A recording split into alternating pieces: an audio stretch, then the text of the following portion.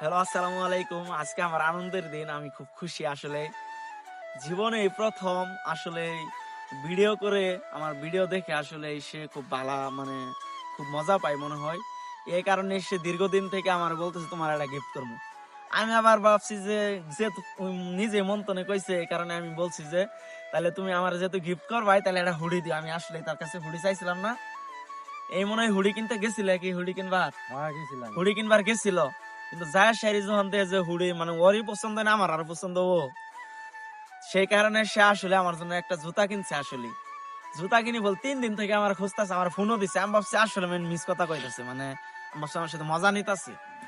ওরা আজকে আসলে এই সত্যি সত্যি, মানে আমি বন্ধের মধ্যে লাইভ করতেছি, তখনই আমার ফোন দিচ্ছে যে কই তুমি। আমি কই বন্ধ, আইতাছি। বন্ধ এনে গেছে এই জুতা। ওরা জুতা দেখলাম, ওরা আমি আসলে আমার মতো আজকে আর কেউ খুশি নাই। কারণ জীবনের প্রথম এটা আসলে পাইলাম, কি পাইলাম, গিফট পাইলাম। আর একটা আমার হুডি দরকার। আসলে যদি কেউ দেন তাহলে আসলে দিয়ে দিন, কমেন্টে আসলে জানাবেন বা আমার সাথে ইনবক্সে যোগাযোগ করবেন। আমার হুডি হইলে আমার আর আল্লাহ খুশি হইলাম। আমি কেউ যদি দিবার চান আসলে দিয়েন।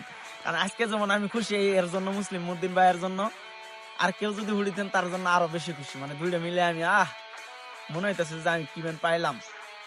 সবাই মুসলিম ভাইয়ের জন্য দোয়া করবেন বেশি বেশি। সবাই বেশি বেশি মুসলিম ভাইয়ের জন্য দোয়া করবেন।